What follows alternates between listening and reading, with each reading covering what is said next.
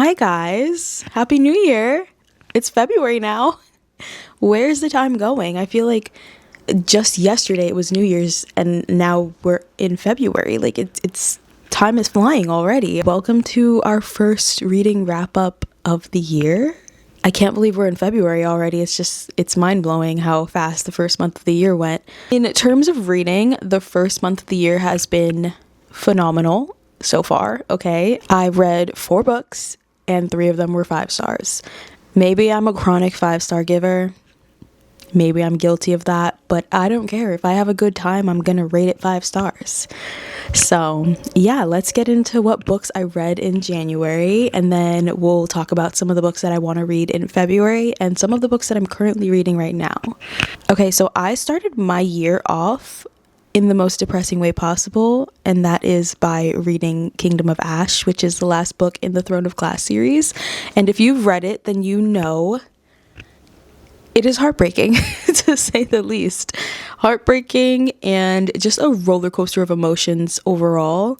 But I had to finish it. I had to finish the series. I read the tandem read literally like I think it was the week of New Year's, and I was finishing the tandem read, which is insane because I started the tandem in like October. So it took me months to get through. It was just so long to get through that I couldn't just sit down and read it, despite the fact that it was a phenomenal story. Like both of the books, given I didn't like Tower of Dawn as much as I liked Empire of Storms, but both of the books together, like it created a beautiful story, like going back and forth between the point of views. I just couldn't do it. It was too much reading. It was too long. I needed like palate cleansers in between, so I kind of took breaks in between reading the tandem, but finally I finished before the year ended, which was my goal. And then I started off my year with Kingdom of Ash, and I cried a lot. That series will forever live with me. Hence the new addition to our corner. I don't know if you guys noticed it or if you're questioning what the hell it is. It's a poster. I got the print from Etsy and I printed it at CVS for half price when they did their half price posters, or half price prints, not posters, sorry. And then I got the frame from Michael's, and it is literally just Aelin's saying, "Once upon a time in a land long since burnt to ash, lived a princess who loved her kingdom." And if you know, you know. And if you don't know, then you should know, and you should read the series, and then you'll understand, and you can come back and tell me what you think. But yeah, I needed something to fill this spot because I took my vinyl like covers down because one of them kept falling off. Okay, so I was like, I'm just not gonna do the vinyls anymore. What am I gonna put in this section? I wish it was a little bit lower, and I told Aram that because he's the one who hung it up for me. I was like, no, I want it a little bit lower so that I can like, you can see it when I'm filming. He was like, no, it kind of looks weird when it's a little lower. He put it up a little bit too high, but it's okay. It's beautiful still. And this is hopefully a temporary like filming area. I film in my bedroom. I don't know if you guys knew that. It's not ideal to like have all the space in the world here, unfortunately, but you know, eventually down the line, hopefully I can get my own space to film and maybe have my own film room and my own book room and everything. That way I don't have to like take over our entire bedroom. Anyways, guys, I'm getting so distracted. I started off the year with Kingdom of Ash, and that was immediately a 5-star read for me. Don't care what happened, don't care how it ended, don't care about anything other than the fact that it was 5 stars for me. I have never read a book where I love multiple characters and I want to know more about multiple characters. Like typically when I'm reading a fantasy book or like any book in general, I really only care about the main characters' like story and where they came from and where they're going and their character development, and just like I only care about them. But in the entire Throne of Glass series, especially Kingdom of Ash, I wanted to know more, okay? Like I still have so many questions about so many of the characters, and I want so badly for Sarah J. Maas to like release individual books for each character. Like I need to know more about Dorian. I want to know more about the 13 and how they came about and everything. Like we barely touched on Astron's stories, and we barely touched on Manon's backstory. Like I want to know more about the witches and the Krakens and the Blackbeaks. Like I want to know more about the side characters. Like this story in this world is not just about a lost princess. It's not just about fairies and, you know, fighting. Like, there's so much more to every single character, and I think that's why I will love it forever. Also, just the deeper meaning behind, like, the series as a whole. Like, this one girl literally saved the world and changed the world by being kind. Like, she was kind to all the people that she met. Not all of them, but she was kind to the majority of the people that she met. This girl literally built an army to save the world by being kind. By being kind. And if that doesn't speak volumes, especially in today's society, like, I don't know what will. So with that said, my first read of the year and of the month was Kingdom of Ash, and she was a hefty book, okay? But I loved it, and it was 5 stars for me. If you have not read the series already, please do. Like, please do. I could literally go on for days and days talking about this series and how I need everyone to read it. After finishing Kingdom of Ash, I knew for a fact what book I wanted to read next, and that was the second book in the Fae and Alchemy series, which is Brimstone by Callie Hart. This is the second book in the Fae and Alchemy series. The first one is Quicksilver, and then she has a third one coming out. I can't even believe that because this one literally just came out. But I was so excited to read this. I got this for Christmas, and it was on my list, and I wanted this specific, like, edge from Amazon, I think. I loved this book, okay? I have opinions. I think the writing is perfect. I love Callie Hart's mind, okay? I love the way she writes. I love the way that she makes Kingfisher speak. I love Ceres. I love the development of Ceres. I like the little bits of Swift, or Carrie and Swift. But the story itself kind of felt a little bit all over the place. Like, it I don't know how to explain it really. It just felt like there was so much happening at once, and it was too much to keep up with. It's like one thing after another, one villain after another villain. Like, we're facing these people, then we fix this situation, and then there's another one, and then we fix this, and then there's another one, another one. And it was a lot to digest in one book. I don't know if I want to give it another reread and, like, tab it so that I can, like, really focus on it. I think I was also just riding the high from finishing the Throne of Glass series. I think I was also just very excited to get into this book because I've waited so long for it that I kind of, like, rushed through it myself. But I don't know, it just felt kind of rushed. Like, it just seemed like there was so much happening, if that makes sense. So unfortunately, Brimstone was not a 5-star, but it was 4 stars, which, close enough. I really liked it. I can't wait to see what happens next. I think there's a lot going on and a lot happening, but I really did appreciate the growth of Ceres. I'm not gonna lie, I didn't like her in Quicksilver. She was kind of annoying to me, but seeing her, like, take on her role in Brimstone truly changed my mind. Seeing how she loves Fisher and seeing how like, she cares about the people around her, and she, you know, cares about just people in general. It I don't know, it changed my mind. Also, speaking of Fisher, the name thing kind of threw me off. I'm not gonna lie. Like, if you haven't read the book already, just skip this part, okay? Kaizand, I can't remember his name. She said it once, and then she kind of had, like, this inner turmoil about saying it again, but then she just ran with it. And I was like, wait. I'm not going to call him that. He's Kingfisher. Like, he's Fisher. I don't care if that's his name. Like, he's always going to be Fisher to me.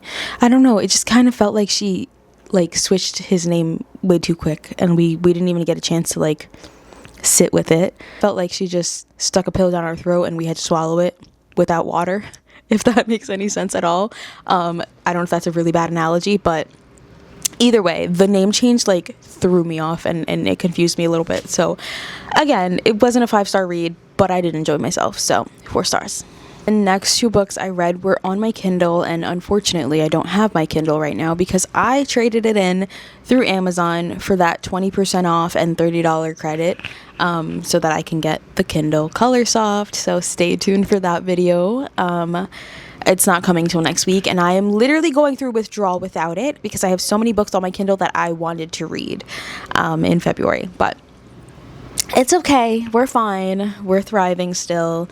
The next two books that I read in January were none other than Heated Rivalry and The Long Game by Rachel Reid. Yes, I've watched the show, guys. Let's talk about it. I read Heated Rivalry after watching the TV show, and I'm not gonna lie, I didn't really like the book as much as the TV show. Obviously, it was created by Jacob Tierney, the TV show. I think that some of the writing in Heated Rivalry, like the book, was a little bit cringe. I don't know, it just seemed like some of the words that were used were like, it made me uncomfortable, I'm not gonna lie. And the TV show didn't make me uncomfortable at all, in the slightest. But some of the verbiage that they used in the book just wasn't it. So it seemed a little bit cringe to me. But with that aside, I love Ilya, and I love Shane, and I love Scott Hunter, and I love Kip, and I love the storyline so much, and just the love story behind it all. I give it 3.5 stars. Again, I love Ilya and I love Shane. And then right after reading Heated Rivalry, literally that night, I was up until like 2 a.m. reading The Long Game. This book, okay? This book was like 4.5 stars for me. Easy. I have never felt so much in my soul for a man the way that I felt for Ilya in The Long Game. Okay? Again, let me preface this by saying I love Shane and I love Ilya both, but Shane was pissing me the hell off in The Long Game, okay? I was getting so annoyed. He was just giving so selfish. Like, I don't want to give away any spoilers for anyone who like has no intentions of reading it. Like my sister, for example, doesn't want to read The Long Game because she wants to watch the second season of Heated Rivalry. Nevertheless, Shane was pissing me off, and I felt so deeply in my soul for Ilya. The topics of mental health and like hiding who you are for the sake of love, and just all of the topics that The Long Game touched on, just, I don't know, it hit very close to me, and it broke my heart a little bit, I'm not gonna lie.